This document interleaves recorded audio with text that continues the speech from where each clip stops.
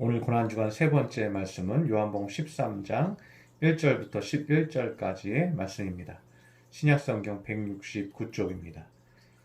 6월절 전에 예수께서 자기가 세상을 떠나 아버지께로 돌아가실 때가 이른 줄 아시고 세상에 있는 자기 사람들을 사랑하시되 끝까지 사랑하시니라. 마귀가 벌써 시몬의 아들 가룟 유다의 마음에 예수를 팔려는 생각을 넣었더라.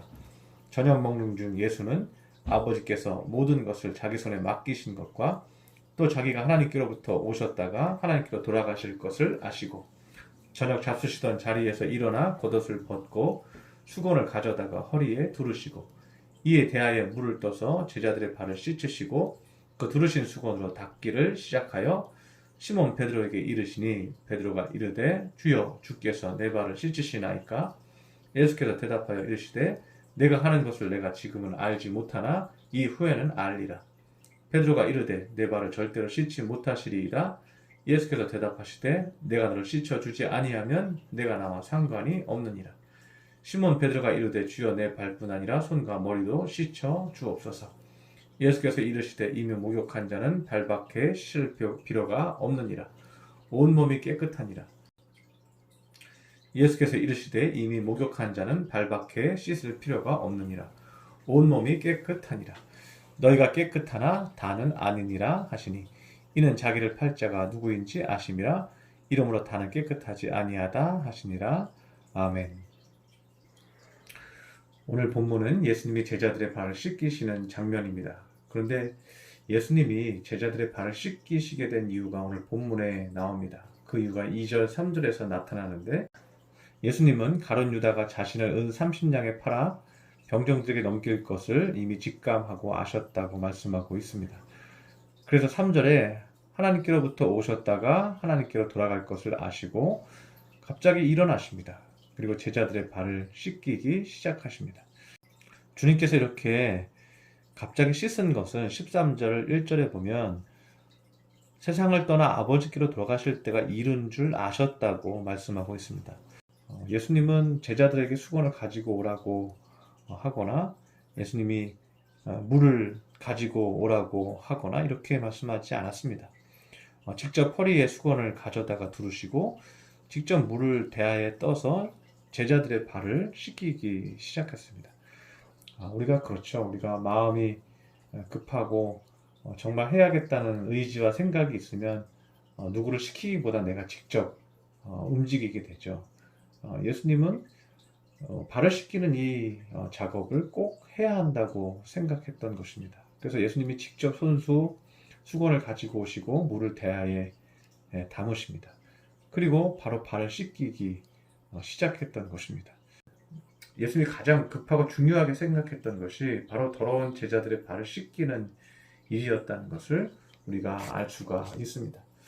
그럼 왜 예수님은 제자들의 발을 씻기는 의식을 하는 것이 굉장히 소중하다고 생각했던 이유가 무엇입니까? 이제 새로운 길을 가라고 말씀하시고 있는 것입니다.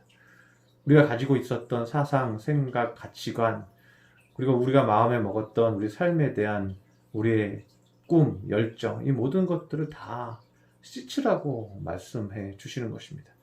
우리가 잘 알고 있지만 한국은 기독교를 받아들이는 시점에서 여러 가지 어려움을 겪었습니다. 그러나 여러 가지 일제강점기나 여러 가지 어려움 가운데서 열심히 예수 믿는 사람들이 대한민국에는 많아졌고 큰 부흥을 일으켰습니다.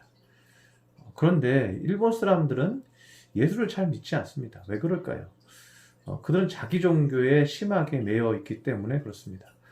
우상을 섬기는 것은 우리 종교고 나의 종교고 예수를 믿는 것은 서양 종교라고 생각하는 것이기 때문에 그렇습니다. 우리 민족이 믿은 종교라고 생각하는 것입니다. 우리도 마찬가지입니다. 우리가 민족주의에 빠지면 예수님을 영접할 수가 없습니다. 왜냐하면 예수님은 서양 종교라고 생각하기 때문입니다.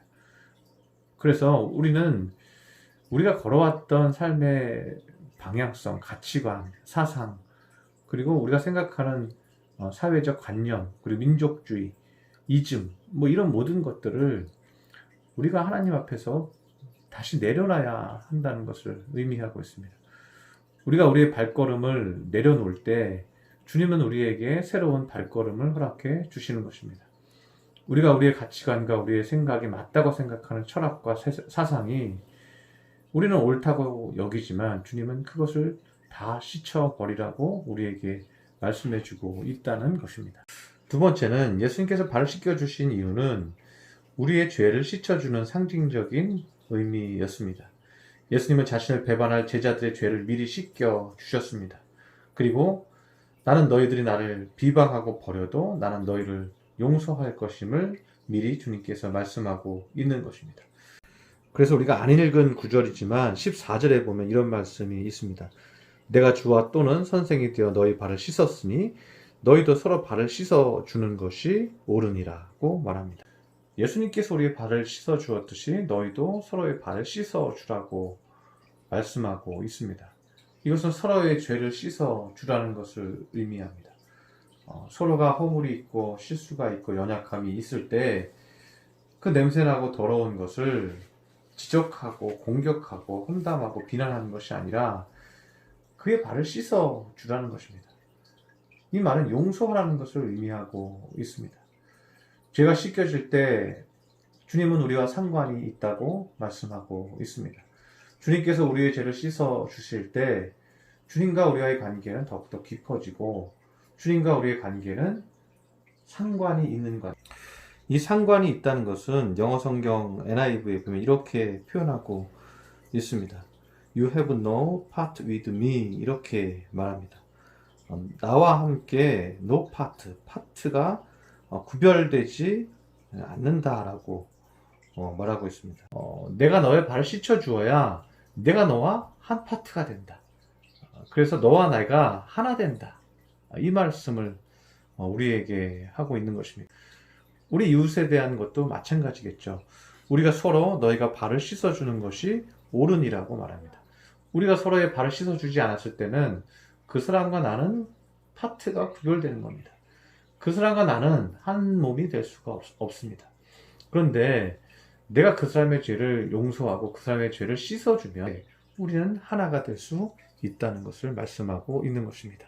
오늘 본문 1절에서 예수님은 6월절 전에 예수께서 자기가 세상을 떠나 아버지께로 돌아가실 때가 이른 줄 아시고 세상에 있는 자기 사람들을 사랑하시되 끝까지 사랑하시니라는 말씀으로 시작을 합니다.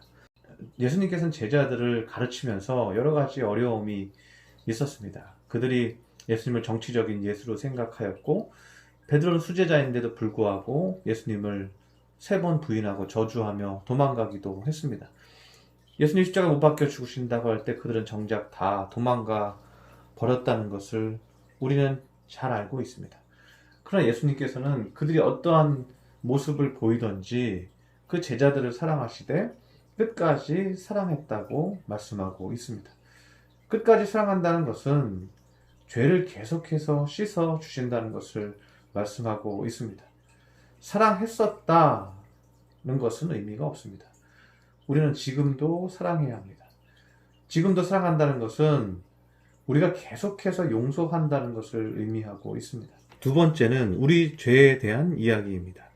우리는 우리 자신의 죄에 대해서 예수님께 온전히 고백해야 합니다. 내가 이러한 죄를 지었습니다 하고 겸손하고 정직하게 주님 앞에 나아가야 한다는 것입니다. 오늘 예수님께서 베드로에게 발을 씻겨 주시려고 하니까 내 발을 씻으시나이까 하며 6절에 물어봅니다. 절대로 내 발을 씻을 수 없습니다라고 8절에 이야기하기도 합니다. 우리의 발은 냄새가 나고 더럽고 아름답지 않습니다. 그러한 발을 주님께서 만지시고 보고 씻으신다는 것은 매우 부끄러운 일일 것입니다. 이것을 영적으로 보면 우리가 우리 자신의 발걸음을 보면 우리 자신의 돌아온 발걸음이 부끄럽습니다. 교만함으로 살았고 기뻐하지 못했고 때로는 낙심했고 때로는 열등감에 빠졌고 우리의 발걸음을 영적으로 돌이켜볼 때 우리는 우울함과 근심과 염려가 많았다는 것을 잘 알고 있습니다. 그래서 우리의 발이 부끄럽습니다. 우리의 그동안 살아왔던 그 열정과 열심으로 우리는 살아왔지만 우리는 많은 실수를 했고 많은 허물들이 있었음을 압니다. 그래서 우리는 부끄러운 것입니다. 그러나 우리는 주님을 만날 때 우리의 부끄러운 발을 그대로 보여드리며 이것이 나의 모습입니다. 내가 이랬습니다. 내가 이렇게 죄인이며 내가 이렇게 어리석었습니다. 내가 실수가 많았습니다.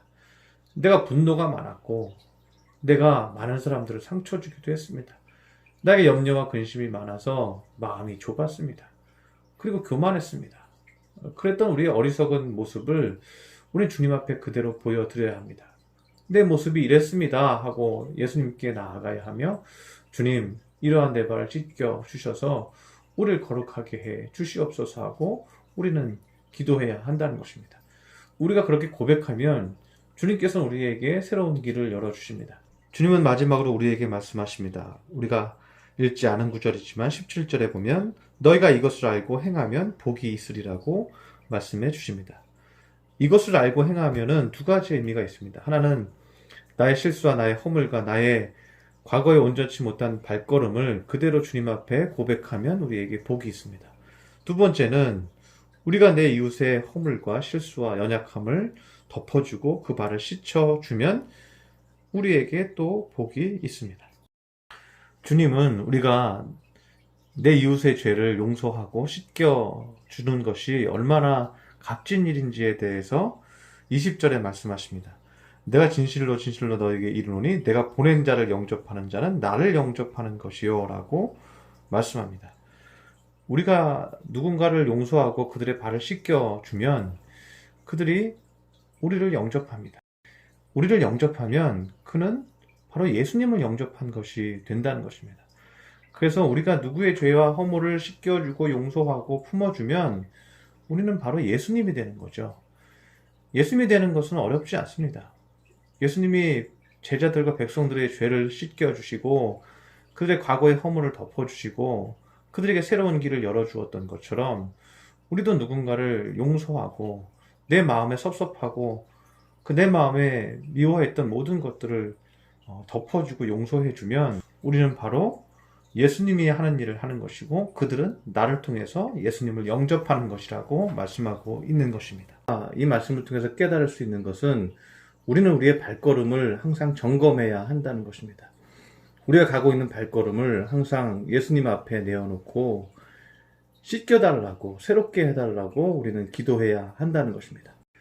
우리는 벌떡 일어나서 기도의 자리로 가고 벌떡 일어나서 말씀을 보고 주여 내 마음을 온전케 하시고 거룩하게 하여 주옵소서.